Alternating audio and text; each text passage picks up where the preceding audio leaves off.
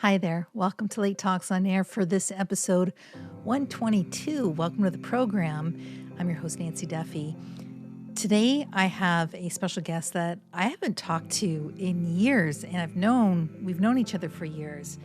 And she's a wonderful person that all of us can learn something from, and I'm very excited for this conversation. But first, a little bit of housekeeping because the last episode that we did was with Aaron Crippen. He's the author of A Stuntman's Journey, Love at First Fall.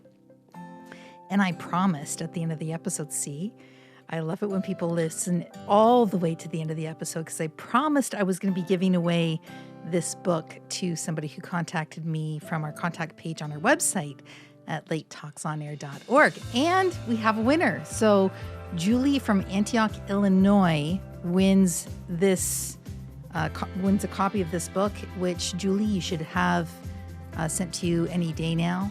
And this is what she writes. Loved watching the audio.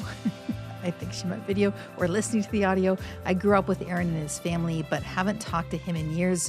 It was an interesting story. Would love to receive his book as a gift. And Julie, that is on its way to you now. So thank you so much for listening and participating. All right, now on to today's guest. Let's go to the bio. Larisa Makuch is a transformational mentor and founder of the Abundance Academy, working to empower women to achieve their dreams with clarity, confidence, and conviction. She's a board-designated trainer of neuro-linguistic programming and hypnotherapy and draws on a rich background ranging from post-rehabilitative movement in the performing arts, photography to finance and business development, and now high-performance coaching. She's also the author of Stop Procrastinating Your Life Away, a practical guide to overcoming inertia and achieving big goals. It was so great catching up with Larisa on the show. There's something I think everyone can take away from the talk that we had. Let's go to our conversation. I have to learn about all of this stuff. So all the stuff. Larisa, I'm just going to jump right into it. And we've just hit record and whatever happens, happens because it's late night and okay. It's live. It's not live. This is close to our bedtime. This is close to my bedtime. So this is pretty late for me. Good Lord. Larisa, what time do you get up? Because I know this is 4. 4:05 is when my alarm is set, but I'm often up before that. See, this morning I woke up at 5, which is highly unusual. It's not a usual thing for me. Woke up, I was showered, dressed, everything before 6 o'clock. Got out, went to my favorite cafe, did some notes for the day, and then went to work. And then now I'm here. That's not my typical day. So I apologize if I'm keeping you up late. No. Like 8:39 is when I like to wind it down. So I'm still okay. It's just not my peak of the day. Larisa, we've known each other for years, but yet I also haven't seen you or talked to you in years, which shame on me. But how did we meet? Let me test your recollection and your memory. How do you remember us meeting? I was thinking about that and I'm going, I'm not fully sure, but I think it was Toastmasters in Windsor. Yes. Was it at Toastmasters? Yes, it was. Was it at the Tecumseh Club? I don't remember. I had started the Tecumseh one with one other person. We were in so many clubs. Yeah, I know. Me, not so much. It was like a first and only time for me, but we met there and you had visited and I just thought you were adorable. You were so, even back then. So how many years ago is that? I'm going to say 2000. It was between 2004 and 2008. Right. So a long time ago. And a couple years ago. Back then, I have to say, I remember you being full of so much energy, let's say, but in the best way. And you were a dancer also back then when I first met you as well. So let's go right back to the beginning because you also weren't from that area. So why don't we just start by telling me a little bit about how you grew up, where you grew up, how you ended up in my neck of the woods and now where you are in Toronto. Okay. I'll give you the express version. I am Saskatchewan born and raised. Yes. I grew up in Saskatoon, Saskatchewan, and I never thought I'd move away from home, like ever, ever, ever. And somehow I got a boyfriend. And he did work out east. My father was out east. And so the seed was planted, but we stayed in Saskatoon for quite a while we were together.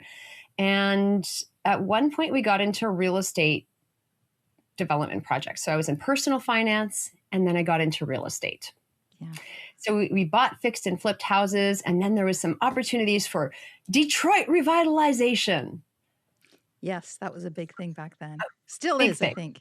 Yeah. Yeah. Now things are actually happening. Back then it was still a seed that was planted. Mm-hmm. And so we actually initially moved to Windsor because it was right across the border from Detroit. And we wanted to purchase houses at the tax auction. That totally did not work. So nothing about real estate in Windsor at Detroit worked. However, that's what brought us to Windsor. And we had a whole bunch of other random opportunities. Mm-hmm. I think the main thing I did in Windsor was I had a pole dance home party business where I took a lot of fun. A lot of fun. I ended up rebranding into Certified Divas, but we took a stripper pole into ladies' houses and we did birthday and bachelorette parties.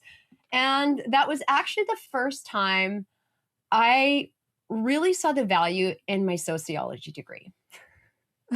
Explain. Because I finally I started studying and looking at group dynamics. And before that, it was just something academic. It was an easy way to get a degree and get out of school and make sure I did my due diligence because I didn't know what to do with my life. I was trying to figure out what to do when I grew up for a long, long, long time.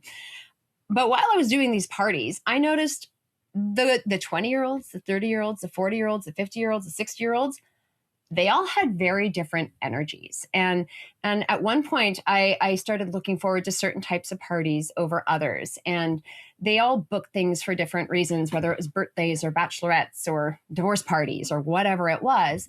And I started really paying attention to how women related to one another. Yeah. And I thought that was interesting. I mean, I liked what I did. It was entertaining for the time being. Yeah. But what was more fascinating than just teaching a few moves was really looking at how the people engaged with one another. And especially how at a certain point, the inhibitions came down, right? When they're younger, they're trying to impress, they're trying to do everything so perfectly. And as they get older and have babies and do their thing, certain inhibitions disappear. Yeah. Some people are more conservative. Others are just willing to lay it all out. But what was really beautiful is this kind of experience I was creating for women was able to bring many different women together. Some were able to step out of their shells. Others were able to really be supportive in different kinds of ways. And it was, I think it was really special to be a part of that. Yeah. Wow. You know, I would have never thought about the different dynamics of the women in the different age groups and how they would come together. What surprised you most? So doing what you do now, which we'll get into in a minute, but what surprised you most back then in that time, like in that group dynamic? Was it the age differences? Was it their backgrounds? Was it more like... It was how the different age groups would relate to one another and to the experience. Yeah. For some people, like we're bringing something in to a group of women, and are they supportive? Are they judgmental? Are they intimidated? Are they looking to free themselves because they've been cooped up and not expressing? Like there was always some kind of element of surprise. And I think when I just watched people, I've always been a people watcher. I like just sitting back and looking at people walking down the street or being around a different environment. Mm-hmm. And I think it's interesting, but watching and observing them relate to this experience was always fascinating to me. And so I'd drive home after the parties and I'd think about these things, and I didn't give it a lot of thought. But over time, I started to notice some of the trends. I started to notice that I was more drawn to and excited to go do certain parties than other parties. And you'd get different vibes between the person hosting with the kinds of questions they would ask. And I liked when there were women that were aware of themselves. I'm going to say, as I might be generalizing, as more like holistic beings. Mm-hmm. When they had the confidence to know who they were, where they were, how they related to the world, they showed up differently. Mm. And generally that was when they turned, like when they were in their 40s or 50s, sometimes when they were younger. But that really excited me because I could always relate to women that were older. But I also think that as you have more life experience, you start to think about things. You start to evaluate your choices. You start to think about what you've done and why. See, Larisa, you're such an old soul. Like, how old were you at the time? Were you 30 even? Like, how old were you? You were 10 years old. 10 years old. No, like you were in your 20s. I was in my 20s. I was in my 20s. Let me tell you, not every 20-year-old's thinking, boy, look at how they're relating to each other. Like, nobody's trying. Girl, like I nerd out over an old, and my favorite thing are highlighters, like pen and paper. Give me a highlighter. I am so turned on. I don't need to go bar hopping and do the crazy things that young people do. But here's the thing: when I say old soul, I mean that in the best possible way as a compliment, because I remember you used to do all sorts of different types of work. I think it was magazines, all like. You were in sales, you did everything. And I remember, I do remember, but it's the thing, like whenever I was touching base with you or talking, you were always reading something. Always. And a number of books. Do you remember what you were reading back in your 20s? What your focus was on at that time? I have a really big bookshelf. I have no clue. Like I'm not sure. Yeah. I have a lot of books. I literally, okay, this is my bookshelf. We would talk. There's an extra pile of books with a box of Kleenex on top. We would talk and you would say whatever it was that you were reading at the time. And it was always changing. But I don't know any 20-year-olds that go to an event that they were part of and whatever that pole dancing, sales, it doesn't matter, but go to something and then come away with that sociological, perspective of how people are gathering, what they're talking about, and also too, the people that you were drawn to, the parties was the older group, and yet you're in your 20s. It's quite remarkable. By the way, Saskatchewan, I heard somebody describe Saskatchewan in a way the other day that I thought was just beautiful. And it was somebody who was from the Toronto area and they had moved up to Saskatchewan, and somebody says, why would you do that? He says, the horizons here. He says, some people go to the mountains. Here, the skies are the mountains. And he just described it so beautifully. And I can't remember who said it, but I'm like, wow, that's because where I'm living right now, it's very hilly. And as you know, back home, it's very flat. And I kind of resonated with that sentiment about Saskatchewan. I'm like, oh, nice. They call it the land of the living skies. And I remember while I was in university, we had a teaching contract in Lloydminster. So my ex and I, we would drive 2.5 hours, teach all night, drive 2.5 hours back home. And so often we would just see the northern lights. And I was just like, oh yeah, there they are again. And he was excited by them because he lived in Ontario for a few years prior to coming back to Saskatchewan. Yeah. And when I moved to Ontario, I'm like, we don't get the northern lights just all the time. And when you're up there, we just saw them so much more frequently. The skies, they're like the Simpsons clouds. Mm-hmm. You know how they're beautiful, picturesque. There's always clouds, there's always blue skies, but then at night they come alive. And if there's ever a storm or a rain, which is not that frequent, they turn these beautiful colors. It really is remarkable. My mom, out of her kitchen window, looking out the back, there's a big park and you can see above the houses and just like huge sky right out our kitchen window. So we just sit there and look out the window so often. So when you go back home, does it mean more to you now? Like when you see them, since you don't see them so frequently? Yeah, I think you take a lot of things for granted when you have them. And back then I don't know if I knew how to actually appreciate things. It's like the mountains. We used to go to Banff every year. I didn't care about mountains when I was in school and younger. We went every year. But then I stopped going for a few years, and 10 years later I went to Banff and I went, wow, these are really big. This is not an Ontario ski hill. This is remarkable. This is amazing. But I think I took a lot of things for granted back then. Yeah. I went to Banff once, and we went on a helicopter ride. It was through this radio station. We went on a helicopter ride, which I'm deathly afraid of heights, and I can't swim. So I'm neither good above or below. I'm in trouble.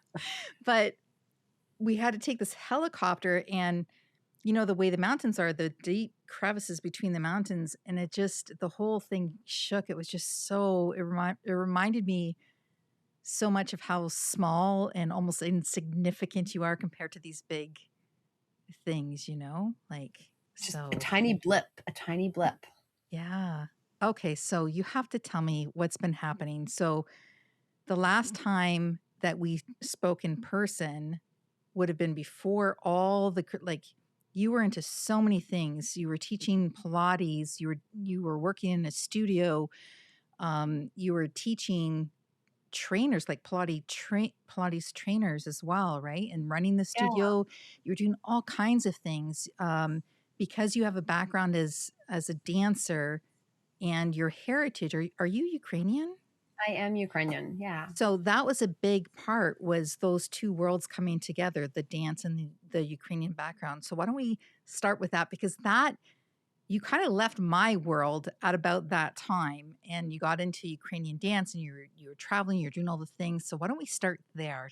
Tell me what's been happening since. Okay, so I've been a dancer for a long time, yes. But when I moved to Toronto, I joined a dance company. I actually, and we'll tell you the fun story first. Yeah. So I moved to Toronto. I know nobody other than my father and his friends, which is fine. Mm-hmm. However, I go to the Ukrainian festival, and there was one person that I met in Kyiv the prior year. So I went on a dance workshop to Kyiv. Yeah. And there was one guy, he just talked to everyone. He partied, and I knew he danced with a company in Toronto. So I went backstage at the Toronto Ukrainian Festival in September, right after I moved there. And I'm like, maybe he'll say hi. I have nothing to lose at this point. And lo and behold, he was warming up backstage. And then he's like, check us out. We're going to be dancing. You should come to rehearsal. And my thought is like, I think I was 26 or 27. I'm like, that's the last thing I want to do. I don't want to dance with in her 20s. 16-year-olds. Don't want to dance with 16-year-olds.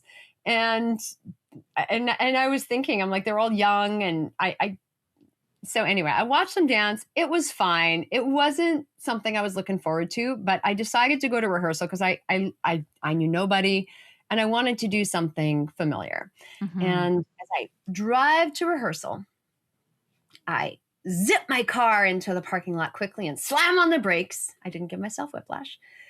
But then I crank open the window, and there's this guy in a big pickup truck. And I'm like, is this where the SNA parks? The SNA is the dance company. And he's like thinking, who is this crazy lady? We're in a parking lot. He's like, yeah. But my thinking was, I'm from Windsor, and they tow cars if you park in the wrong spot in Toronto. And I was not in the mood to have my car towed. Yeah. So finally we established that, yes, you can park in that parking lot for the rehearsal without getting towed. And I went in, and then he came into rehearsal afterwards. And so that was actually the brother. So you didn't know of the guy that invited me out. Yeah. Is this who I think it is? And this is now my husband.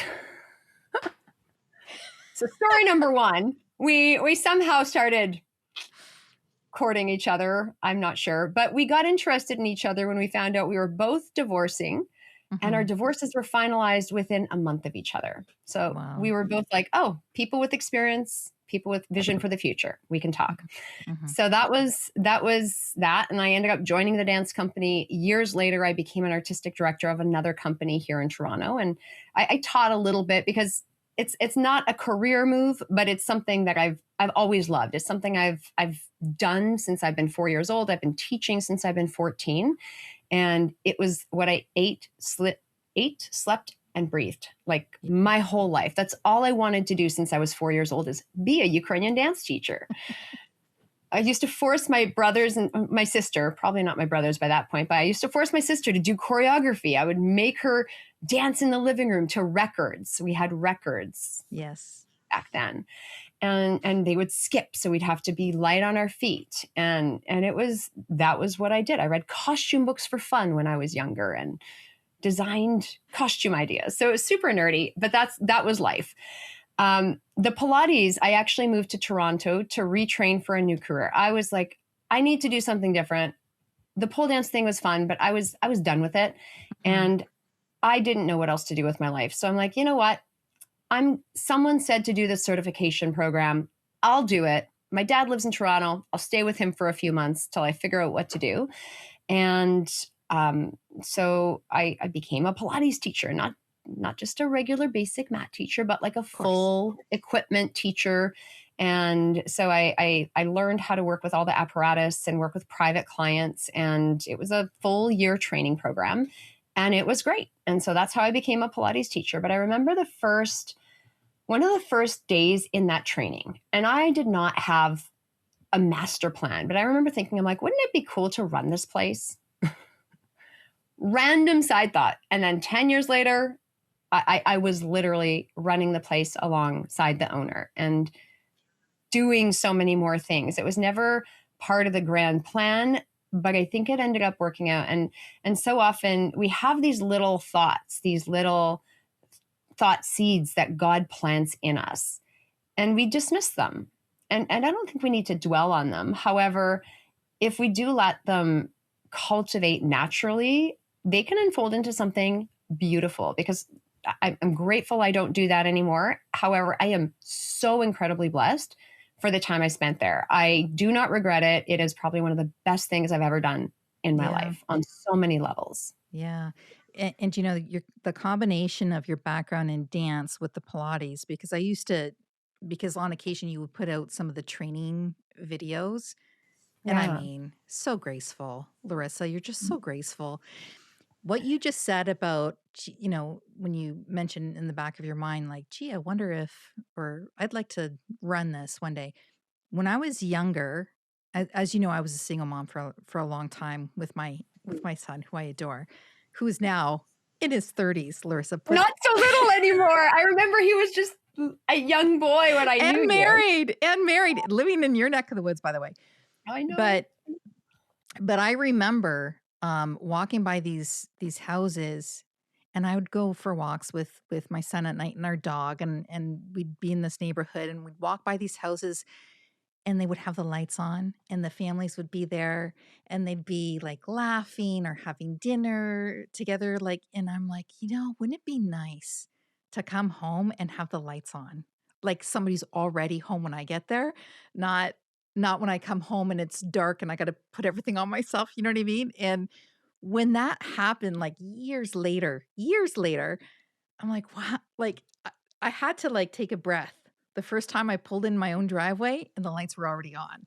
Like, do you know what I mean? So I know exactly. It must have been so special. Like that. It was. Those are the hallmark moments where you just cry your face off in such a beautiful way. Like ugly cry. But it's true. Like you have some time on occasion, you'll have these little thoughts, like these little whispers, like, wouldn't that be nice? Or wouldn't that be, not in a way that's covetous, like not in a way that, oh, I want what that person, like I want what they have type thing, but but more along the lines of, that would be kind of cool. Do you know what I mean? To have.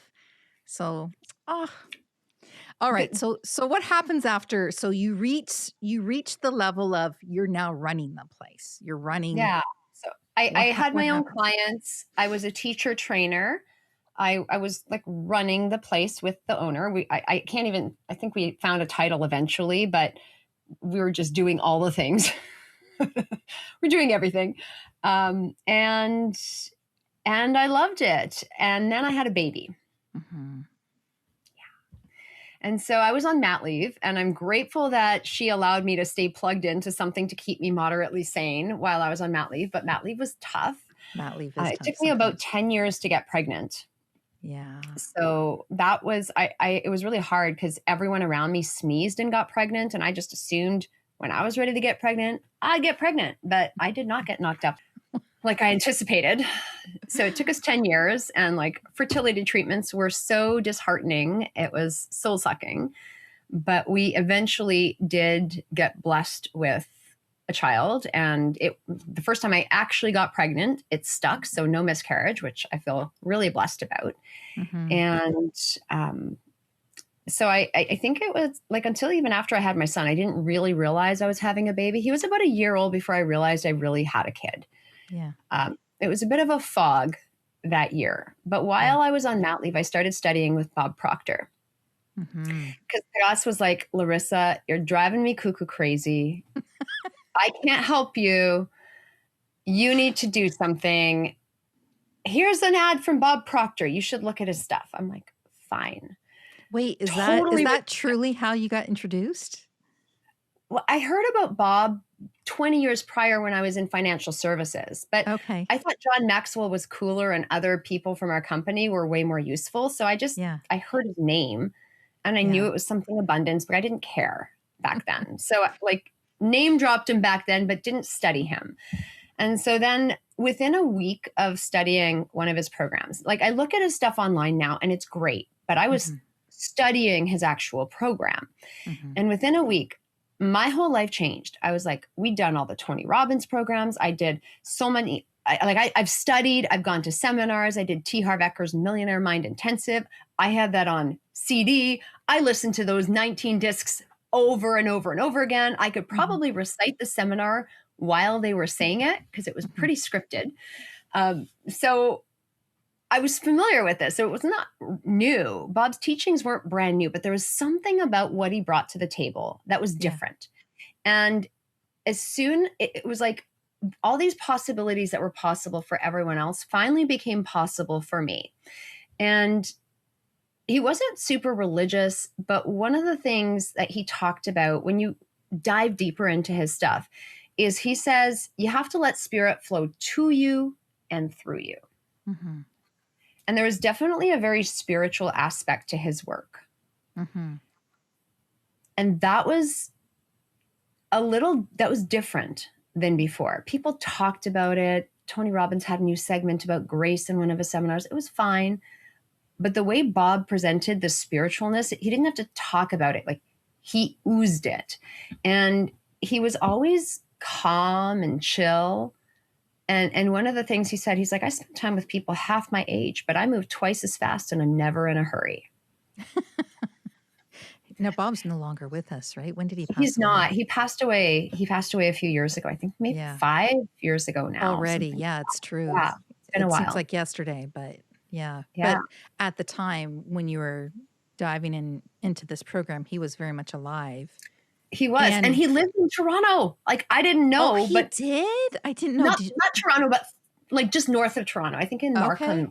So like GTA, the Greater Toronto area. Okay. And so when I found that out, and then I went to his training, like I did an online training. I ended up doing his coaching program. Like I did a little program, then I did his coaching program. And then I went to an online event because my kid was young. I didn't want to get him a passport, find a nanny in California. So we did an online event. My husband and I are sharing earbuds for the first time in a long time while the sitter's at home with my son. And an opportunity to become a consultant came up. So I was like, well, that sounds cool, but I'm going back to work.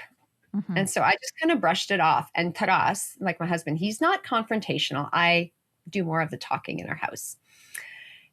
And he stood up and put his arms on his waist and looked down on me. And I was like, oh, he looks serious. And he's like, Larisa, if you keep doing what you're currently doing, are you going to get to where you need to be?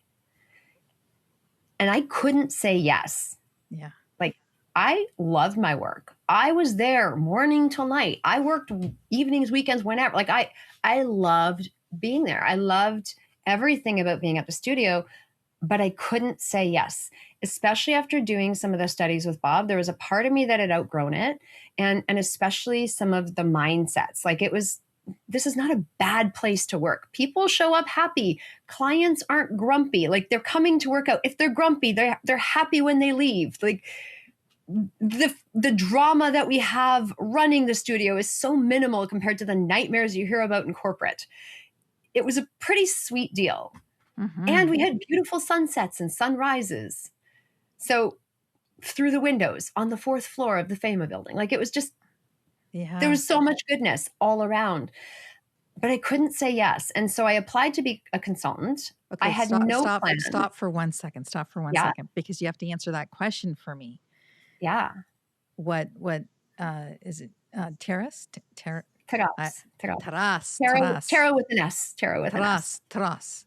Yes. Did I say that right? Taras. Yeah. We haven't met yet, Taras, but one day. One day. So what he said to you when he said, what did he say? Are you... If you keep doing what you're currently doing, are you going to get to where you need to be?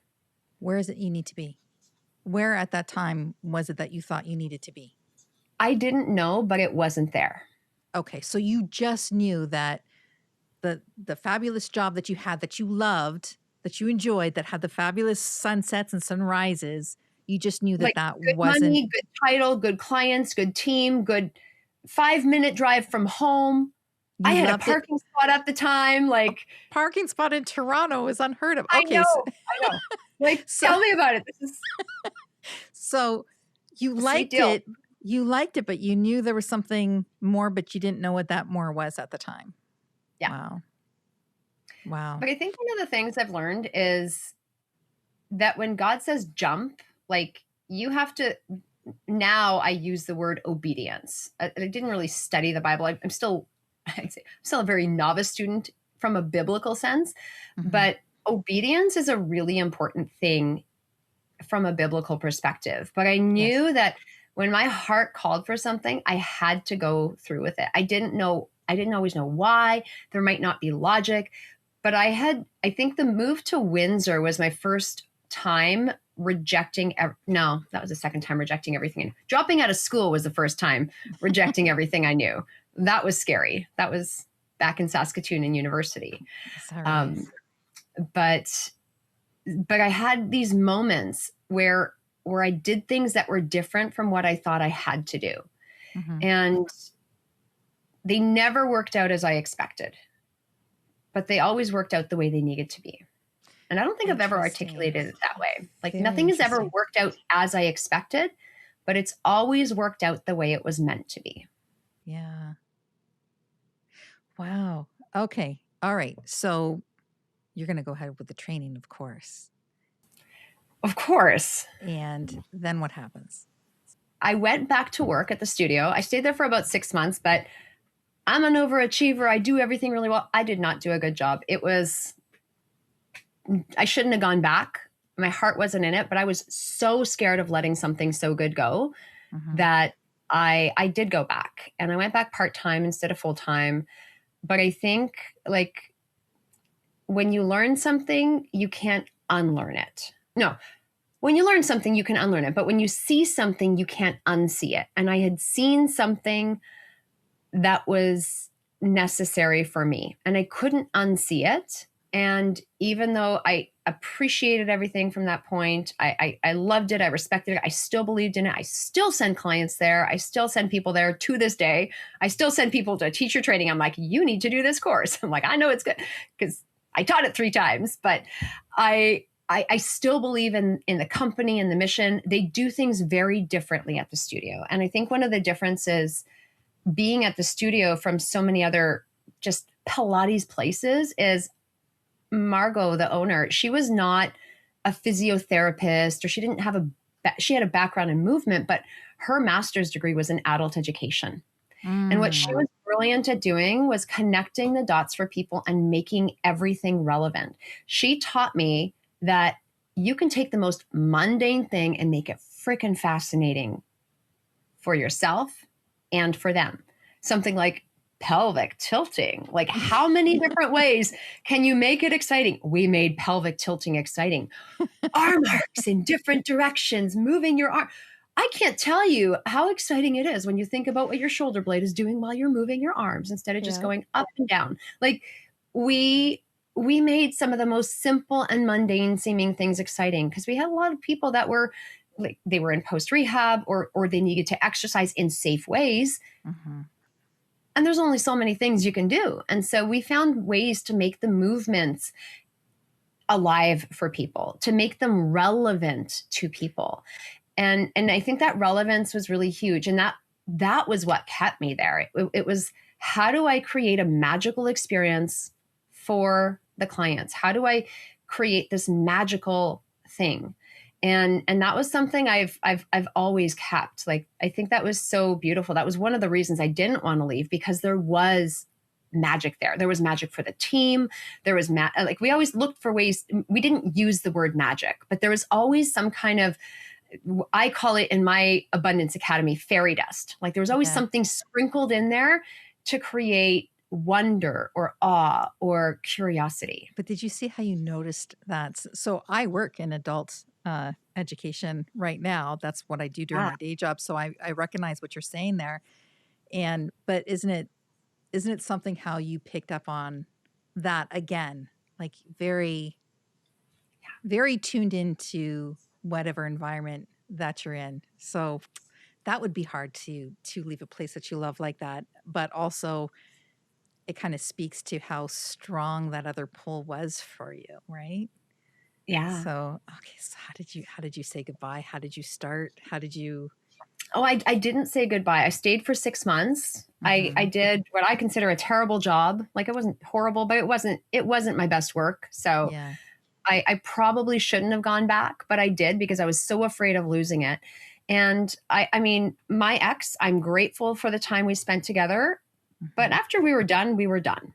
Mm-hmm. I would say it took me almost 3 years of grief to get over leaving the studio voluntarily. Like, there was heaviness, a longing, a desire, a sadness. Like, there was grief, even though I was grateful for where I was. I loved where I was, but it took a long time for me to actually finally be at peace not being there.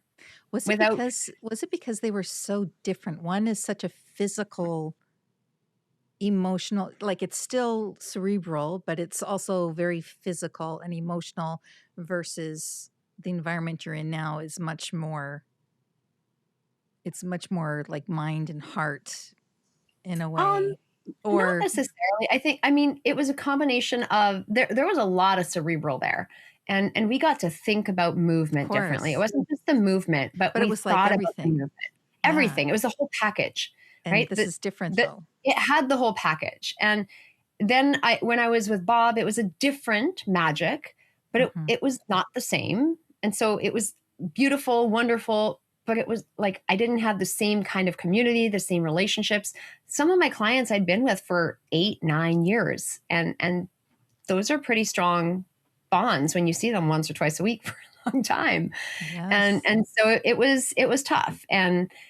But I do think, as I transitioned, I found other communities. I started working with Bob and learning his programs. I was grateful that he had a program I could facilitate. And so I facilitated one of his programs for a number of years because I didn't have my own stuff. The last thing I wanted to do was get in a coaching business. For me, I was like, I'm never going to be a coach. Major eye roll. That was not what I had signed up for. And what did I do? Let's be a coach, facilitator, consultant for the Proctor Gallagher Institute and teach people abundance. Great. Last thing I wanted to do, but my heart said I had to. And then I found myself in an NLP training. So I did my practitioner, master practitioner, and trainer's training in neurolinguistic programming and hypnotherapy. Okay. Mm-hmm. And so, and a couple of other modalities. And so I became more proficient at how the unconscious mind worked. Bob was really beautiful at bringing the abundance and these high-level concepts, these high-level spiritual concepts, and making them accessible to regular people. but he didn't talk a lot about science. He didn't talk about, like, I knew he knew it, but it wasn't in his language. And being in the movement industry, there was a lot of art and science that we brought in. And I needed those. After studying Tony Robbins, what's his big thing? The art and science of achievement. Like, I needed those two creative and logical components to fit. And the NLP world gave me enough structure to start putting those two pieces together. And so the why of how things worked. Yeah, like I studied my own things from a scientific perspective as well, but the NLP world gave me more of that concrete structure and those systems. And Bob's world, there were systems in place, but I saw it more as a creative force, as like a natural way of expressing your heart and your soul. Mm-hmm. Why were you drawn to going into this line of work? I remember when I was in financial services and I was 18 and I knew everything by the book, but I didn't know how to talk to people. I didn't feel, I memorized like sales presentations and all these things, but I started listening to trainers from the company that were achieving big things. And I started essentially brainwashing myself into thinking better. When I grew up, there was a history of abuse, major poverty mindset. I didn't have a bad life, but there was things that weren't appropriate, I would say.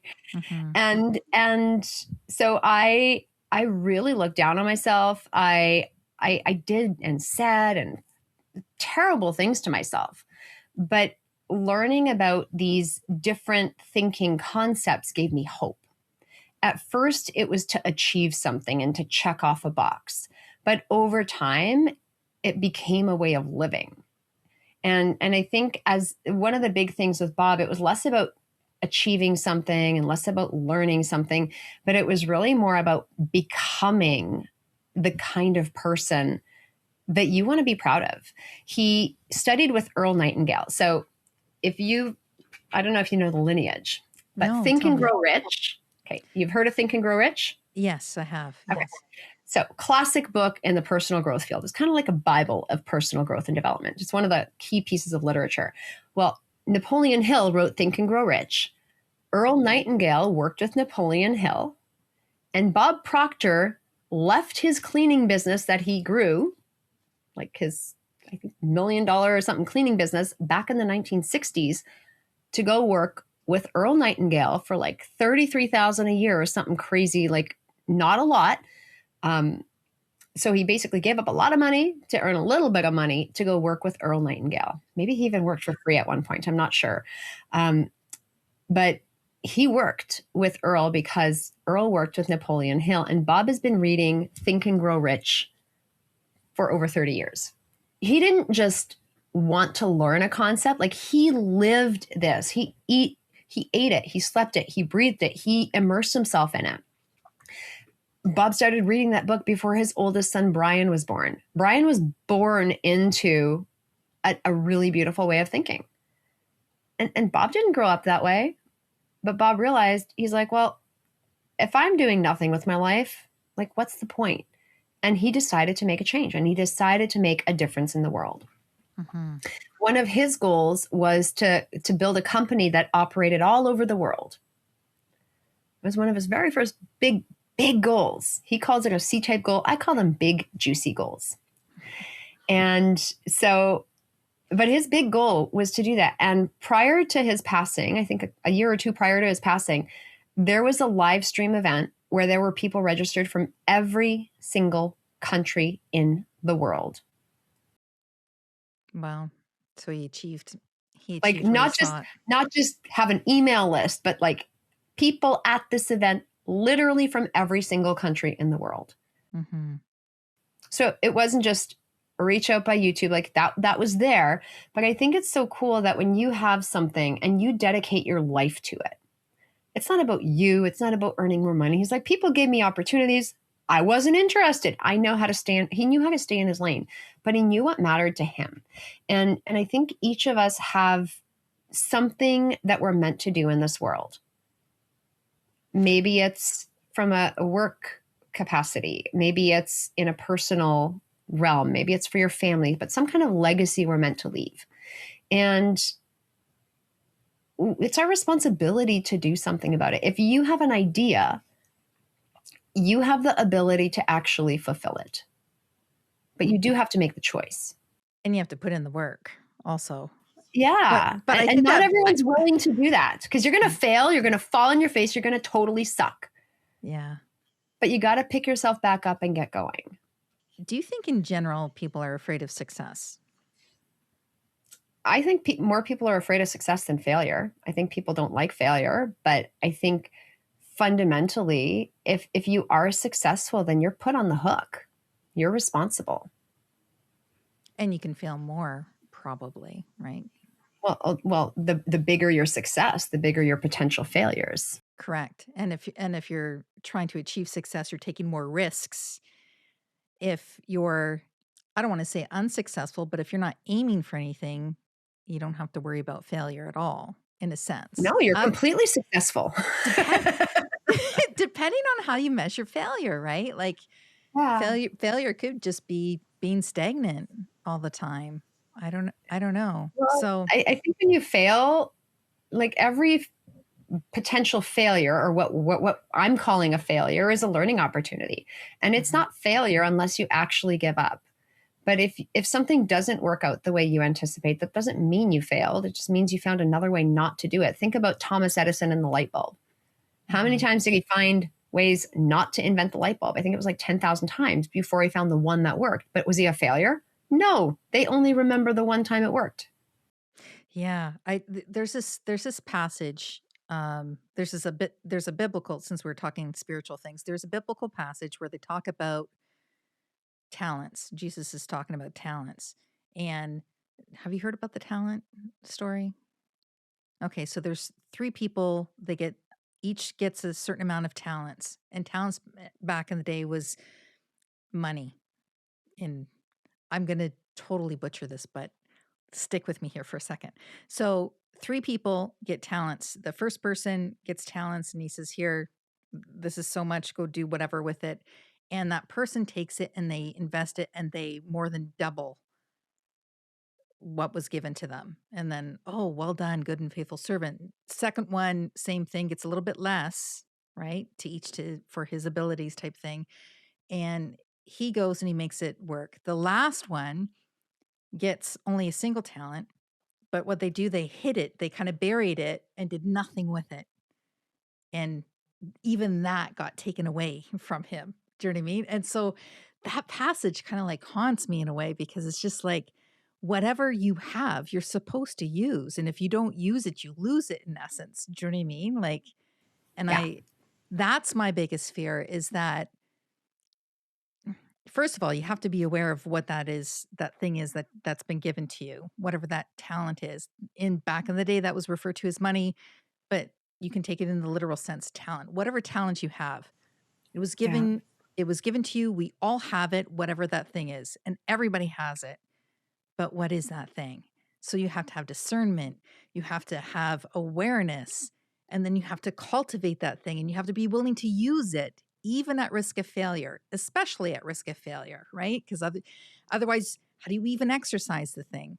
So I think about that a lot. Larisa, because it's just so universal principle, right? One of the things that Bob talked about, he did a lot of talks about universal laws and the energy of money.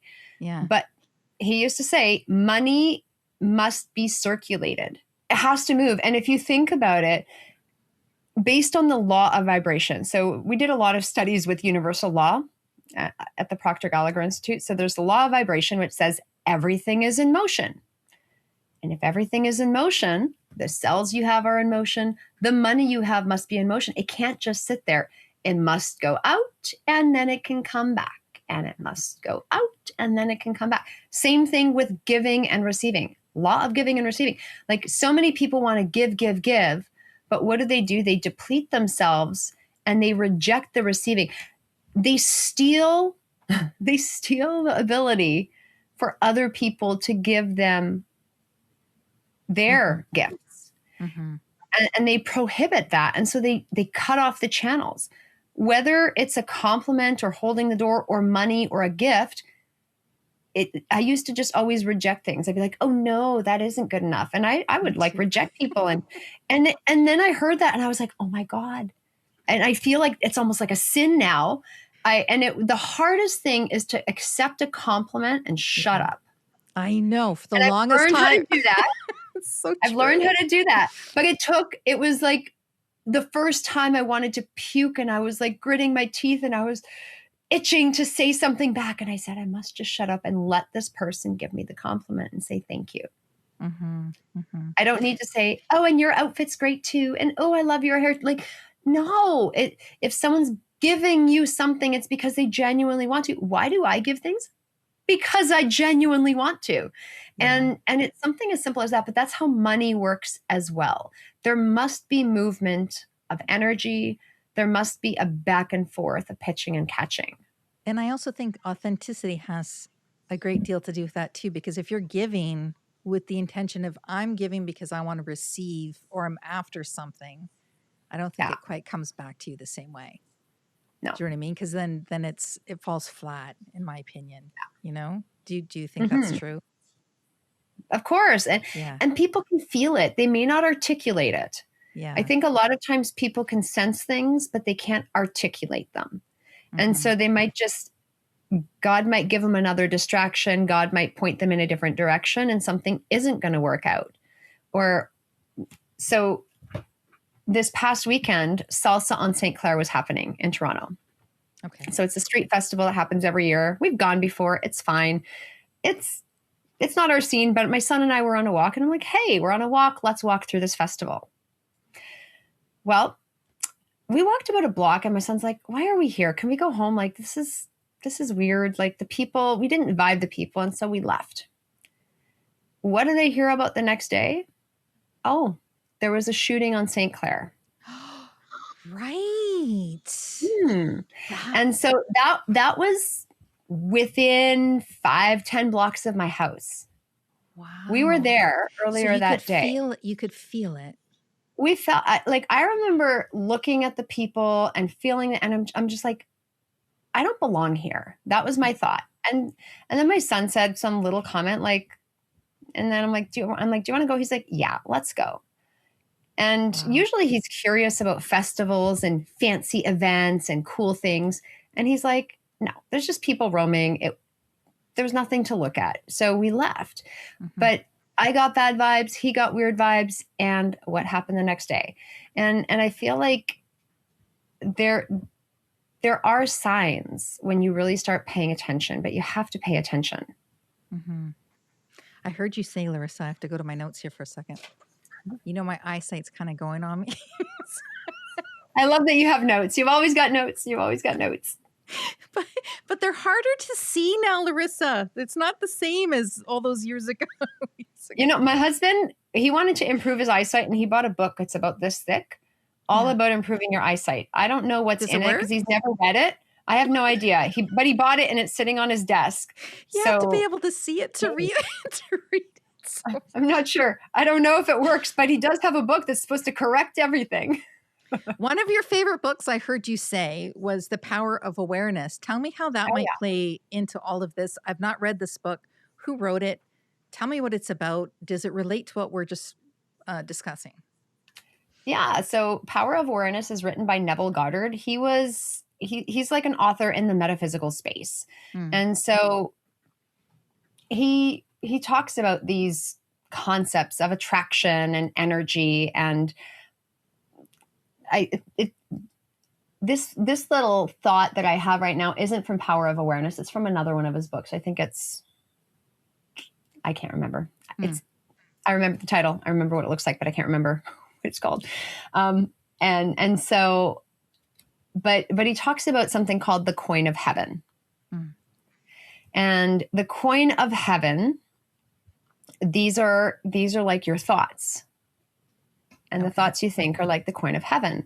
But he says you never want to spend. You want to invest. And a lot of times people spend their thoughts. They spend their money. They spend. spending is very wasteful, but everything in your life must be an investment. So what are you investing your thoughts in? What are you investing your time in? How do you spend a thought? What do you mean by spend a thought? Well, I mean, when you become wasteful with things, a lot of times we're not deliberate with what we say, with what we think. Back to what Bob said, he said, I'm not going to teach you what to think. I'm going to teach you how to think. But a lot of times people will say things like, oh, I'm just so dumb. Oh, I'm not good enough. Or, oh, like just those side comments. They might belittle themselves. That is polluting their life. That's polluting the other person's life. That's polluting everything. There's no use for a comment like that. And sometimes we say things to put ourselves down so that we make other people, or we think we're making other people more comfortable. But it's not necessary. Mm-hmm. Instead of being really intentional, instead of being really deliberate, instead of being really mindful of what you're actually saying, what you actually mean. And one of the things that my husband and I, when we had our son, we wanted, like, we did the seminars, we did a lot of this training. And so we were aware of the power that words had. Words are like spells. And so we're not always perfect, but we do our best to use certain types of language around our son, to embed certain kind of thoughts and philosophies in his world. And even from the beginning, like, I remember there's a video of him with one of his sitters walking across the street in the winter. And I posted it on my Instagram years ago. And he's like something about, and the world has more love and more love and more love and more love and more love. And something about the whole world having all kinds of love. Like, that was just part of his vocabulary. Like, he just thought people should have love all over the place. And he's aware of these concepts, that he's not always kind, and like, he's 8 years old. He loves farts and poop and boy things. But he also loves cuddles, and he also loves kisses, and he also loves, he knows that kindness is important. Yeah. He's aware of these things. Sometimes he watches questionable things. I'm like, why are you watching it? He's like, I don't know. I'm like, okay, well, like, if you don't know, stop watching it. Like, we make him do reports on a lot of things. You know how I know what you say is true about your little guy is because I did hear the song that he wrote. Yeah. And the content of that song. Just give us a synopsis of what was that song about? What was the chorus? Oh my God. I don't know if I could actually say it without singing it, but I don't think my voice can handle singing it. It's called Love Multiplies Freely. From an 8-year-old. I was listening to the lyrics. I'm like, that is remarkable. Just remarkable. Yeah. So he was prohibited from using the iPad because he did not have an exceptional attitude. And so he was cut off. And my husband was at his parents', and I had a masterclass I was teaching.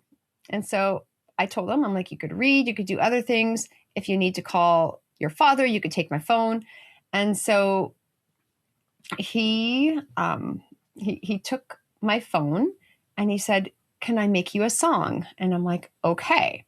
And so he actually took my phone, and during my masterclass, he created this song called Love Multiplies Freely. And so I think it's like love. I totally can't sing it. I'm not going to try to sing it, but you can. Oh my God! It's like, after this, you can send me. You can send me a snippet, and I'll play it. Okay. But it's really good. And he made it with AI. It is very good. It is very good. He put in all the prompts, he put in all the guidelines, he put in everything. Mm-hmm. And okay, I'll read you the first verse. You gave me a seed, I gave you a cup. We kept it moving, and it filled right up. palm to palm, no receipt, no score. What you pour out comes back for more. And it's like, it's just so beautiful. And love multiplies freely. Give it away. It comes back to me. Love multiplies freely. Open your hand. Watch what you see. Love multiplies freely. These are, I just think it's so perfect for my brand, for my company.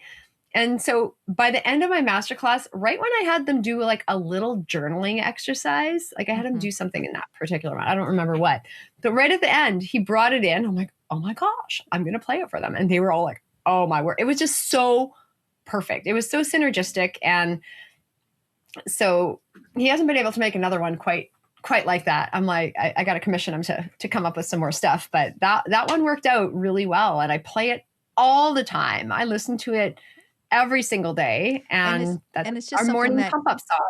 And it's something he wanted to do unprompted. Yeah. So words matter. They do. And they do. But what about actions? You know, we talk about self-sabotage with words, we have to be careful how we speak about ourselves to others and to ourselves, but the actions. I'm going to miss this appointment because I'm not going to do good there anyways. Or I'm going to, like self-sabotage in those ways, not consciously, but by doing certain things, we teach ourselves that we're not worthy of the thing, that we can't be trusted because you can't even trust yourself with following through on something. You wrote a book. I know that you wrote a book called something. What's it called? Stop procrastinating your life away. Stop procrastinating your life away. Oh, there it is. Yeah. I was just sharing it with someone earlier, so it's literally on my desk. It's not always that close. Why was it? Because is that your debut book that you've written? Yeah, I mean, it was a book I wrote a few years ago. Why? Why did you start with that subject matter? I was looking for a topic to write a book about, and it just kind of ended up working out after a discussion. I think if I was going to rewrite it, I would like something more positive focused, since I teach what you focus on expands. So there's a little bit of a contradiction in the title. I do think that's where you were at the time, though. Right? Well, I mean, I think one of the things that inspired that is I was at a Procter Gallagher conference when I was new in the company. And I was having lunch with someone that was experienced, and she used to be like pretty high up in Mary Kay. And she was telling us about a person that she was working with that kept putting things off and putting things off and putting things off. And she's like, I told this guy, if you expect the lights to be green across town, do you think this light's going to be green and this light? The lights are never going to be green all the way across town. Yeah. And what's happening is you're putting this off, putting this off, putting this off, and you're procrastinating your life away. One leg at a time. And procrastination is suicide of your dreams on the installment plan. And I went, holy moly, and I almost fell off my chair. And that really stuck with me because I was thinking, I'm like, wow, I've done some really cool things in my life, but there's a lot of things that I very conveniently had ignored because, it was just never the right time. Yeah. And I do think there is a timing for everything. There is a divine timing. You can't do everything all at once. But there are some dreams that are burning. And if you don't get your butt moving in at least that direction, what are you waiting for? So maybe now's a good time to kind of explain what it is that you do. Oh, yeah. let's just tie this all together because now I have more questions. Oh, boy. So you studied under Bob Proctor. You helped run some of his programs. Then you went out on your own. Like you are on your own now, right? I have my own company, Abundance Academy. Yeah. The Abundance Academy. What do you do? We help people, we help women get more out of life. I think a lot of times we live life for other people, for our husbands, for our children, for our mothers, for our dogs, for our work. And it's so easy to get on that hamster wheel and forget about ourselves. Life might be good, but you're not necessarily putting yourself in your life. And 80% of things are working pretty well. You have no reason to be unhappy, but there's something missing. And I firmly believe that when we hold ourselves to our highest standards, not necessarily perfection, right? Perfection is a low standard. But when we can have the integrity, you went back to the self-sabotage thing, when we have the integrity to make promises and keep them and show up as our highest and best self to ourselves. It's what are you doing when nobody else is watching that lets you hold your head up high? It's not just what you do on Instagram. And so we help women live better lives. We work one-on-one to help them overcome deep-rooted limiting beliefs, drama, trauma, icky stuff. But I don't want to babysit people. We have a really fast, really predictable process using the tools of NLP and hypnotherapy to literally overcome things quickly. How does that work? The hypnotherapy. Oh, I have a whole master class on that. We're running right now. That's why you should have come last Sunday. I was going to, but it was a Sunday night, and I do this thing called Late Talks on Air on Sunday nights. Oh my gosh. Yes, and I thought it was going to be done sooner than it was, but procrastination set in. So I did send you a note, Larissa. I know. I got it. I did get it. But that's what happened. How do we do that? So apropos. Okay, I'm going to give you like the 2-second version of it. That's all. Yes, that's good. We have patterns that we carry our whole life. Yes. Self-sabotage, procrastination, avoidance, poor decision making. Like we do some questionable things. And these deep-rooted patterns, they often follow us in many different areas of life. And so what we do is we help clients identify what the pattern is and how it's showing up. But then we also look at what's underneath that pattern. And then we look at the architectural blueprint of what's running those patterns. So we identify those with clients, and then we break that architectural blueprint so those patterns can't run anymore. And so I use a variety of tools to what we call like clean up the emotional closet, to clean up some of the icky memories or some of the limitations or incongruences that have been following them for years. But because we use unconscious tools, they work relatively quickly. Like there was a client I had, she'd been in therapy for over 10 years. And she's like, I took 2 steps forward and 3 steps back. And as soon as I had hope, something would go back. But she kept talking about her problem for 10 years and just making it stronger. With us, she's like, within a few months, I was a totally different person. Within 2 years of ending this process, my whole life is different. Like she was able to put the structural elements in place. And so we help clear that long-lasting emotional baggage, that energetic baggage. And then we rebuild a positive future. And we do it strategically. And we don't just do it from an intellectual perspective, but we also do it in a way that's structural, that makes sense for their life. And we also install it at an unconscious level. And so we connect a lot of dots at different levels of consciousness. So that's why it works really well. Very interesting. Does that make sense? Yeah. It's late. And there's a sense of community built in there too, because I do know that you do morning groups. Like, is it a group? So that's what we do one-on-one. That's to fix So you got problems. the one-on-one and then you have the I work with 1 dynamic. or 2 clients a month fixing problems. So I fix 1 or 2 big problems at a time. In a group setting, we help people bridge the head and the heart. You know how I said like people swing on one side or the other. And so there's all the creatives, they can't get their act together. There's the people that are so structured that stick themselves in a box and burn out and just can't see the forest through the trees. And so we help them find the middle ground and build competence in the other arenas. We help them make sure that they are tuning into what's important, but they're also getting things done. And so we have Momentum Lab, which is sort of an entry low lift program that we introduced. And then we do morning calls. Momentum Lab is once a week at noon. Okay. And then the morning calls every day at 6:30 a.m. This started as an experiment. I told my clients what to do. Bob says study every day. I told them what to do. Like 2 people did it. They got results. And so about 4 years ago, I said, okay, guys, for 1 month, I will meet you at 6:30 every day and we'll study together. We'll do this together. And you know what happened? They clicked join now and they actually showed up. Yeah. And because they did that, they got results. Yeah. And they were willing to join, but they couldn't do the work themselves. And so they loved the community. They loved what we did.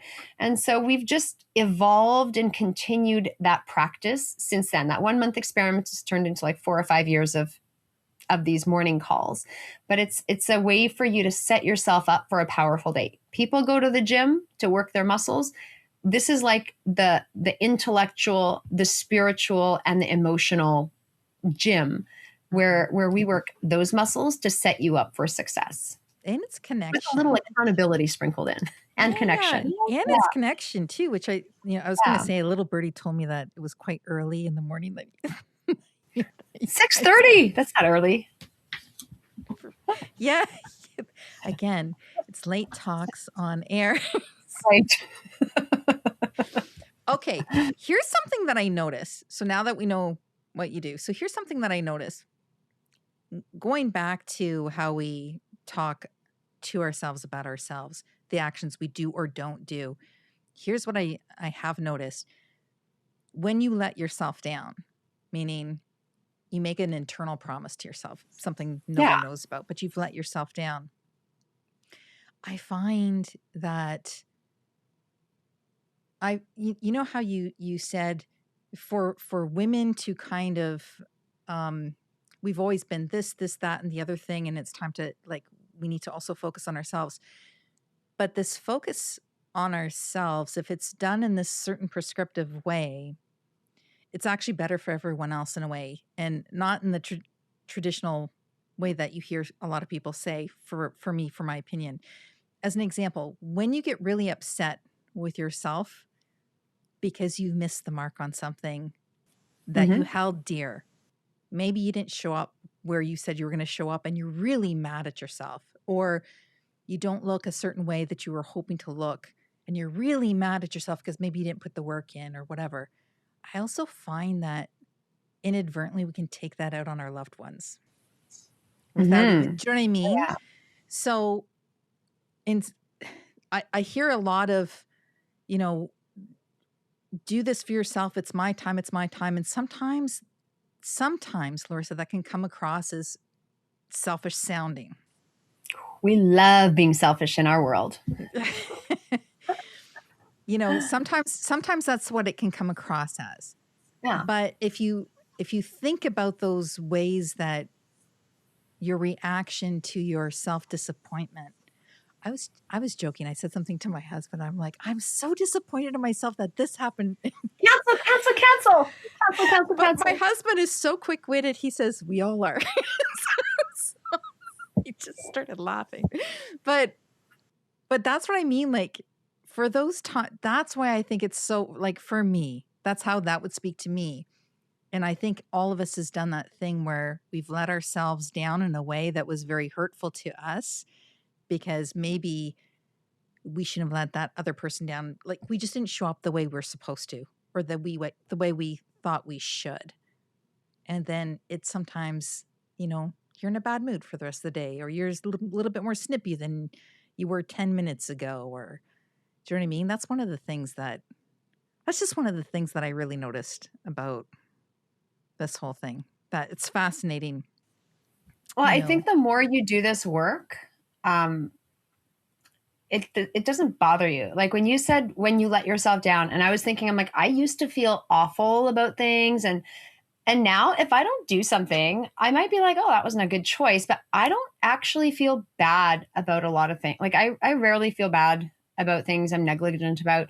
I might apologize because genuinely I made a mistake or I didn't intend to do something if I hurt someone by accident. It's mostly, but even for myself, I don't feel bad that I didn't meet all my commitments. I don't dwell on those things. I don't hold the emotional charge. And I'm not saying this to brag, but I used to, man. Oh boy, it used to be heavy.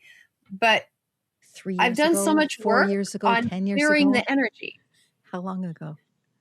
I don't know, man. I feel like it's just been like this for so long. When did I really am I allowed to say like shit on myself? Yeah. I think like, so one of the tools that we use in my breakthroughs, definitely in the world of like, I would say around the time of between Bob and the NLP tools, because Bob was very unapologetic. Like some of the things I'd heard he did, and he wasn't like, he's like, did this, no apology. From like back in the day, from other people that had worked with him. And he was just like very non-apologetic, not in an arrogant way, but just he knew what he was doing and he's not going to apologize for it. And he doesn't care if you like it or not. But also from the NLP, what we do is a process called timeline therapy, where we clear the negative emotions of anger, sadness, fear, hurt, guilt, rage, and shame. And that's the second part of the process I do with private clients. And when we clear the emotional closet, I call it like an emotional cleanup, you just don't have charge. Like things that bothered you don't need to stick. People that bothered you don't bother you the same way. And I've done so much of that kind of work. And I still get cleanups on a regular basis. I think I did the process about a month ago with a colleague. So I do that every, 3 to 6 months for myself. But I don't hold on. And even in our group programs, when clients first come, they hold on, but then they learn and they realize, they're like, well, it is what it is. What am I going to do about it now? And they start to realize, like, if you can't control something, why bother getting upset by it? It's literally the mentality we have. And I think sometimes peer pressure can be good, not to make you feel bad, but to make you realize it really isn't a big deal. Like zero judgment if you did something questionable, but do you want to choose to do it again or not? And if you want to choose to do it again, you're welcome to.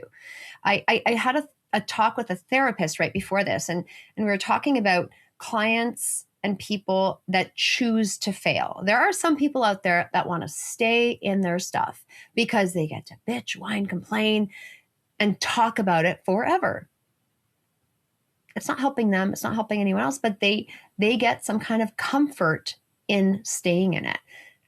Those aren't the people we attract. Like they might have done that at one point, but we attract people that want to move beyond that and that are ready to stop those patterns, because that's not helping anyone. That's literally polluting the environment. That's like the coin of heaven going in the wrong direction. That's deposited in the wrong piggy bank. Sorry, go ahead. Have you ever run into an emotional hoarder? Like, so another, like to let the floodgates, like somebody's held on to those beliefs for so long. Well, we all do. And the lack of activity or activities that go along with that, right? I think until people go through the kinds of processes I teach, most people haven't they may have tried to let go, but they haven't actually been able to let go. It's so easy for me to say, just let it go. But after someone's done a timeline therapy process and they've literally learned how to let things go in their timeline, and it's super simple, but until you actually experience it, it's very hard to just let something go, because there's a part of it that means something to you. And if you don't learn what you need to learn from a lesson, right? The way you can really let something go is by learning something. Yes. And if you don't learn what you need to learn, it's almost unsafe to let it go. Like, why would you let it go if you haven't learned? You're hanging on to this experience for a reason.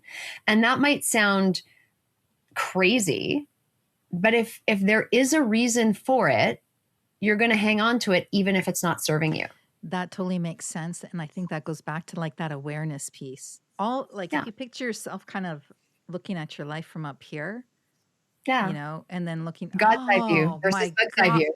Yeah, like, oh, that's why I keep doing that. You know what I mean? Then it gives you the power to stop doing that thing. That's why I feel that way about myself, or that's why, you know what I mean? Like the light goes on. And then, but if you're not aware, it's just habit, right? Those things how you treat yourself or other people. If all you do is just pick up the phone and scroll and swipe, and there is no space for awareness. Yes. You need to give yourself space for awareness, and you also need to have tools and resources. Like I I knew some of these things were possible, but I got frustrated because I didn't know where to find them. But then when I finally figured it out, I was like, damn, I feel like a magician. Like, honestly, the things I know today, I know things. Like I can see things, I can read things about the physical body when people are walking in grocery stores. I've done so much gait analysis. I'm like, I know what to do with your back. Wait, stop. like you just know what to do with exercises. Wait, stop. So when wait, about people's gait. So if I'm in a grocery store and I'm just walking around, you can look at somebody and you can say, hey, you got like something going on. Or like usually based on how people walk, you see if they got a hip thing or a back thing or a foot thing, or you can see things. I have noticed women in particular, some women who have a really hard time walking balanced. And there are times in the morning where I wake up and I feel like that from the beginning until I get moving. I'm like, oh Lord, I have to do more stuff because I don't want to feel like that in another 10 years or so. You know what I mean? So you like, and that's also your physical fitness I worked back. in that world for like 10 years. Like in the Pilates studio, we didn't just do like cute little booty exercise classes and like, let's tone our core. Yeah. We had real people that had issues. And so when you work with a client one-on-one, you watch how they walk. So you know how to give them the best exercises for their body and to align them. Because when they feel aligned, they feel better. And so we used to watch people walk all the time and then find appropriate exercises for them. And see, awareness. There's the whole awareness. You need awareness. You need to know that that's possible. You need to. Unless somebody comes in the door and so that here, Larissa, watch how I walk. Do you know what I mean? Like, unless that happens, do you know what I mean? Like, you have to be able to be vulnerable enough to reveal, hey, I think I have an issue. Well, even in how people speak. I mean, I hear things all the time. I don't always say something because if they're not coming to me for help, I'm not always going to point it out. If they're coming to my class for help, I'm going to say something. If they're coming to me for a session, we're going to deal with it. But if they're not coming to me, I don't always say it. But I'm aware of a lot of things. Are you analyzing me, Larissa? I'm not analyzing you. I am having fun and I'm highly entertained. But I'm also curious. Okay, so going back to think about the work you do. Yes. On a daily basis. Yes. Like from a learning and systems and design perspective, you know that like if you had to construct something, if you looked at someone's website or like a tiny piece of someone's puzzle or had a 3-minute conversation with someone, there are things that you could probably predict before you even get all the answers because you've done this so many times. You might still need to verify, right? Mm-hmm. Trust but verify. But within a couple minutes, you already know things because you know that you know that you know. 1,000%. And you've probably got 3/4 of your plan done before you even finish a conversation. And then you might need to just map it out or plot it out and add some of their particulars in there. Mm-hmm. It's the exact same thing. Mm-hmm. I just happen to know how to do things in a body. I don't do that anymore as a practice, but when my colleagues and I get together or when we're like, entertaining ourselves, why not? Let's look at a thigh bone and how it moves in the hip socket during a squat. Or from a mindset perspective, I have conversations with people and I know lots of things based on how they're speaking, based on like from NLP, based on their physiology, based on how they're breathing, based on how they're sitting, based on how they're looking, based on how they're interacting, based on their tone of voice, based on the words. Like there's so many little things that once you're aware of and learn how to observe, you may not know all the aspects behind them. You may need to verify certain information, but those are indicators of comfort, of discomfort, of ease, of dis-ease. Dis-ease. Mm-hmm. Yeah. And a lot of people have dis-ease. Literally. But what is dis-ease in the physical body? It starts from a spiritual or emotional place. Like root cause is always something spiritual or emotional. That's another reason people come see me. They got like some kind of dis-ease. We don't fix dis-eases, but we look at what's actually caused this. Why did you invite it into your life? We attract everything that comes into our lives. Mm-hmm. And one of my clients this morning, she said, I just got blasted 3 times this week and it's only Wednesday. And I just got back from vacation. And she's like, I thought it was very interesting. And I asked myself, I wonder why I attracted this opportunity. And she found, it was like frustrating, but she found humor in it because she realized, she's like, well, clearly I've attracted this. Not exactly what I want, but like, what lesson do I have to learn from this? Because I don't know if I want a couple more days of this. And she saw it as an opportunity. Like everything that comes to us, we attract on some level. But it's an opportunity to like react. It is. Like you could freak out and you could dwell on it, or you could do something about it. If you don't do something about it, God's going to give it to you until you do. Yeah. So interesting. Okay. I have another question for you. So this is about the philosophy of how we should adjust our aim. So I have heard it said 2 ways, from a teaching perspective. Have people aim really high. And then I've heard the opposite of make sure you're aiming low enough, meaning that thing is achievable. Yeah. So what's your philosophy on that? Or is it just like on a case-by-case basis? And I see merits in both, meaning if it's not like if we aim so high and there's no steps in between, right? No scaffolding, no nothing. And then you fail, I mean, you're going to be so discouraged and never reach the thing. Whereas if you can reach you don't want it so low that you're dipping, down to reach the thing. But what's your thought on that? I think both are valuable. Yeah. And I don't think there's a one size fits all answer. And this is where I have major issues with the personal growth industry. Like we're going to have another day on this because it will be past the time if you get me started on this. But that opens a whole can of worms, Larisa. We will have to revisit that because I have a whole document of random thoughts. I don't know if I've put a podcast. So interesting. Okay. But so many issues with the personal growth industry. But I do think there's value in aiming high. Mm-hmm. And I do think there's value in achieving outcomes for different reasons. But I don't think everyone's going to benefit from aiming so high because some people will get so discouraged that they will give up. And other people are going to get so caught up on this minutia trap, playing small, that they're never going to achieve their potential. Mm-hmm. I feel like you've got to get to know yourself better than anyone else. No one's going to give you the answer. But when you start to learn what works for you, magic will happen. So here's one thing. What I realized is I was working and training Bob Proctor's Thinking into Results program. Okay, you hear the words, thinking into results. Yep. And then I did my soul blueprint with a colleague. And she uncovered that I was operating at 83% outcome, goal target oriented, mm-hmm. and 27% process, the little steps to get there. Interesting. But what was natural for me, what my soul was calling for, was 52% outcome, 48% process. Right.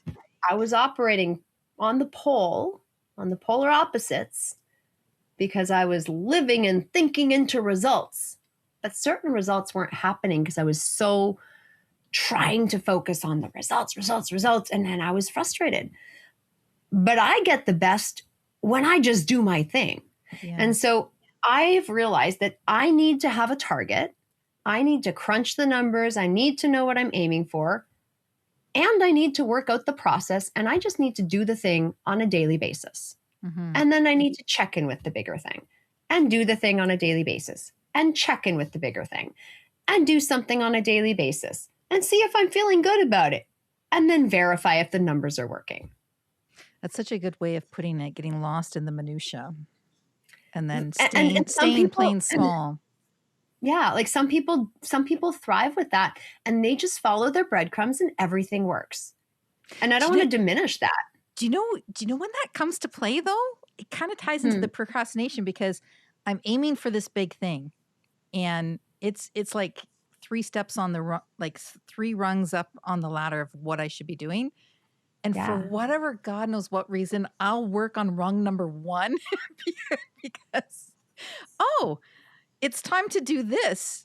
I got to do my HST return. Like, like something else. When I should be doing this, I'll choose to do the thing. And it's not because that thing needs to be done, right? It's because that higher thing scares me. Well, that's probably challenging your identity. So identity is one big factor that people procrastinate. People don't think about that, but I had a client that said she was the princess of procrastination, but she was so proud of that. I was like, you got to stop saying that. And when she stopped saying not proud. No. No, but like she had an identity and it was hard for her to let that go. And for you, you've got your identity. And if you step into this bigger thing, you're literally going to have to be or operate as someone else. Which is also pressure in some Which sense. is pressure. However, do you have a picture of that person? Have you really started thinking about who that person is and how she walks, talks, shows up, what she wears? I notice that you're on camera now. Well, that's a whole other story. We'll have to talk about that. I know, but however, I listened to that episode where someone challenged you and he's like, get yourself on camera. Okay. Right. I know. He was challenging. I love it. And even something like that, it's uncomfortable, but you did it anyway. It might not have been part of your formal plan, but even something like that is a step in a bigger direction. And sometimes it's those things that you overlook, but they're critically important. Have you, a long time ago, and I mean years ago, decades ago even, I had a dream, not decades ago, maybe a decade and a half ago. I actually had a dream, like a real dream. And I did picture myself like it was a future state. I didn't on purpose try to picture myself, but I had a dream. And in my dream, I was this other person, like same person. But I was carrying myself in a different way. And I was wearing pink. I'm wearing pink today, but I never wear pink. This was like totally unrelated. But I'm just Nancy, this is a sign. This is a sign. But I'm like, who is that? Like right down to like I was carrying a book and I even remember what the book looked like and everything. I'm like, wow, like I was just in a totally different field, a different space, a different everything. And I never saw that person again. But I know what you mean but when I'm aiming or wanting to aim for a certain thing, do I have a certain vision in mind? No, I don't. And I wonder why now. I'll have to think about that. Well, we think about what we want to do. I in the fall and in the spring and fall, I run a vision expansion experience. And one of my defining moments after I went on mat leave was Bob Proctor asked me to write a vision. And I was like, I don't know what I've done this work for 20 years. And I'm like, I don't know what to do. And I cried my face off. So I had to do some homework. Oh, it was so disheartening because I had no idea. And now I've got this baby and I can't do my assignment. And Larisa likes doing her homework really well. And I couldn't do the homework because I didn't know what to write. All I did was cry. And so I found a process that is safe for structured and engineering like people because they don't really like being creative, but I found a safe way for them to be creative and a way for the creatives to contain their creativity so they could actually find it and really expand the vision. But one of the premises is we want to look at who you want to be, what you want to do, and what you want to have. And we're most familiar with what we want to do and what we want to have in relation to our goals. And 95% of people skip who they want to be. They also skip why they want it. And without all four aspects, like be, do, have, and why, your vision is going to be limited. And you as your best self in that arena, you as the person that dream requires is kind of important. And you kind of need the cornerstones, right? You're going to be missing. Yeah, fascinating stuff.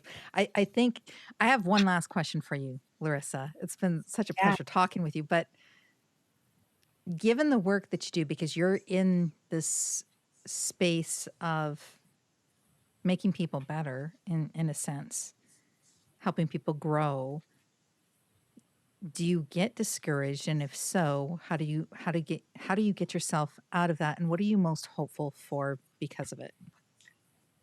Um, I don't know, like maybe discouraged, but I think I'd say like when I get in a funk or when I get in an off week or when things just aren't working, I find I had a colleague that said when she's in a funk, she goes and serves clients, whether it's paid or free or structured or unstructured. She just goes and helps people.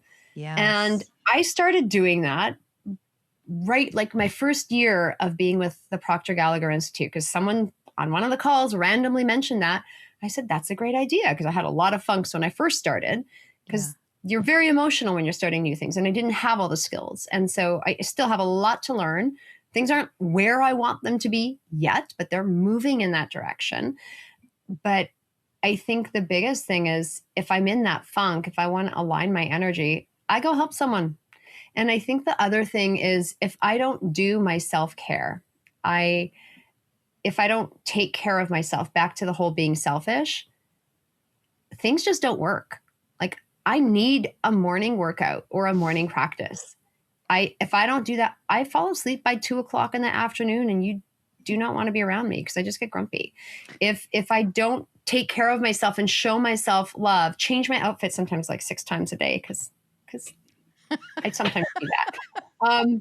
Put essential oils in my diffuser. Like if I don't treat myself like a princess to a certain extent, if I need something, I ask for it and I don't shy away from it like I used to. I don't go, oh, I'll feel bad that I don't do that anymore. But I put myself first, not out of arrogance, but to totally nurture myself.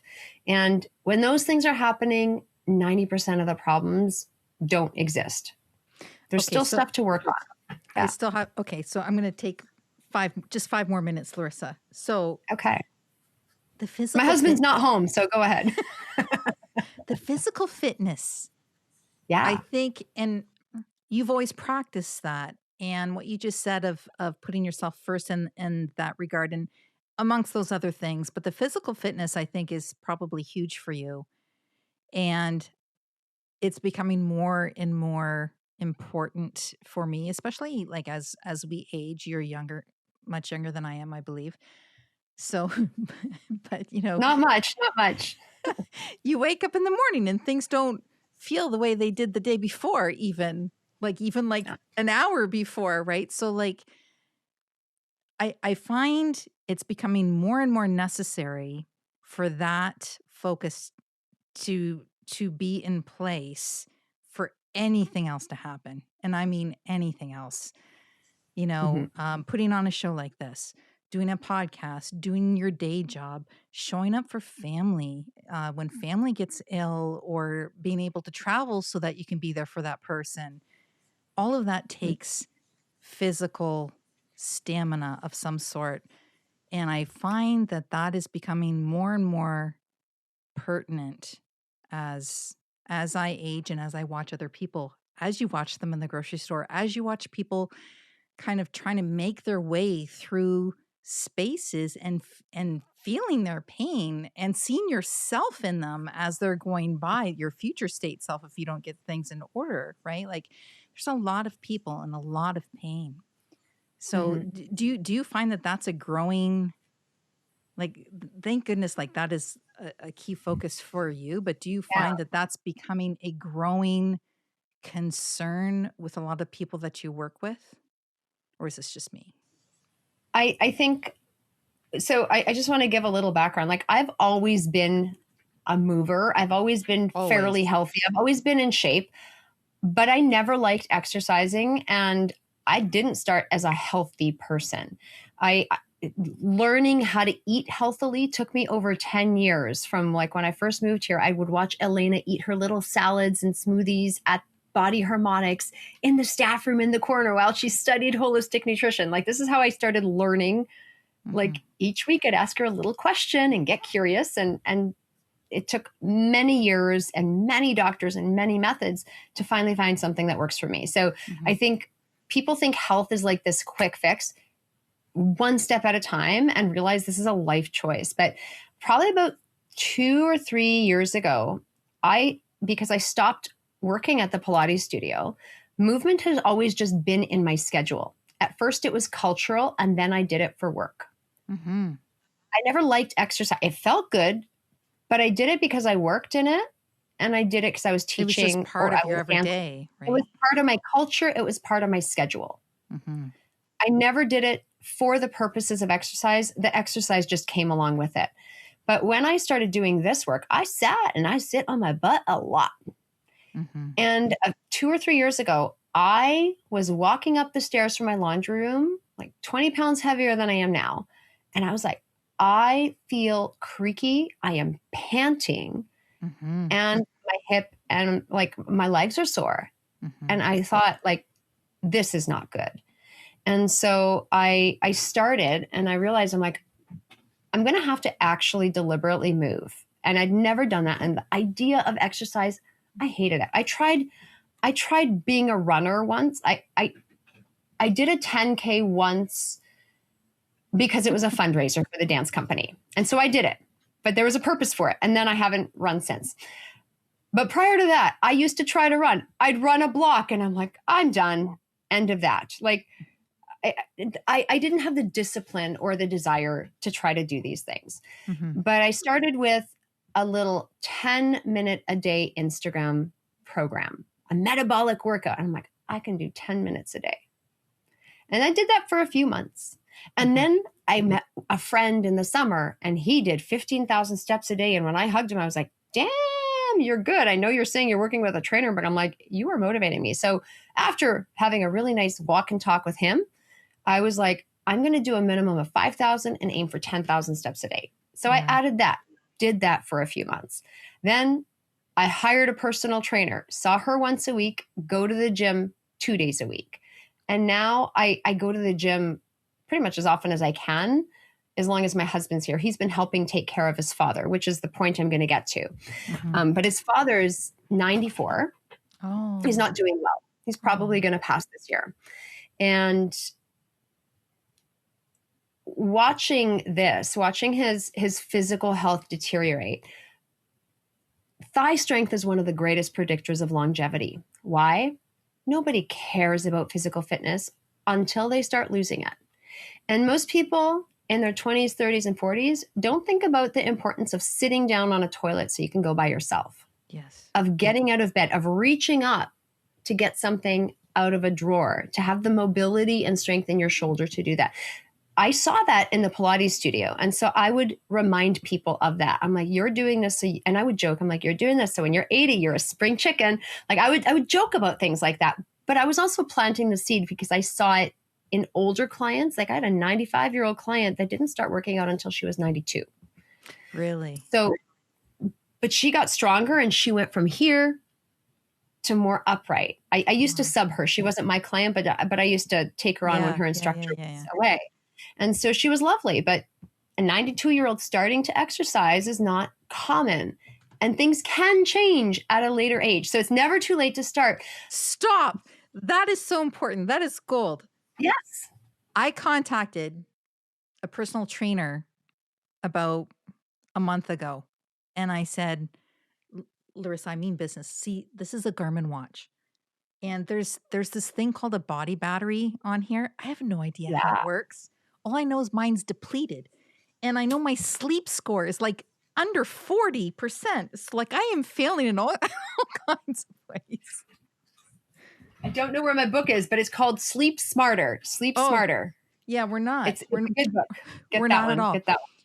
But I was I allowed myself to become discouraged because this personal trainer, what she told me, and I said, I want to do this, this, and that. And I just need somebody to check in with and da, da, da, da. And she goes, well, I think at your age, we might be able to do some muscle or some like at your age, that at your age thing. And I'm like, I felt you're like not 80. You're not 90. Like what the? Find a new trainer, girl. I'm like 102. And I'm like, what is happening? Oh, Larisa, I'm going to end it on that note because I need to take away something positive, and you've given me a lot of positive things. You've given us a lot of positive things to chew on tonight. So thank you for that, Larisa.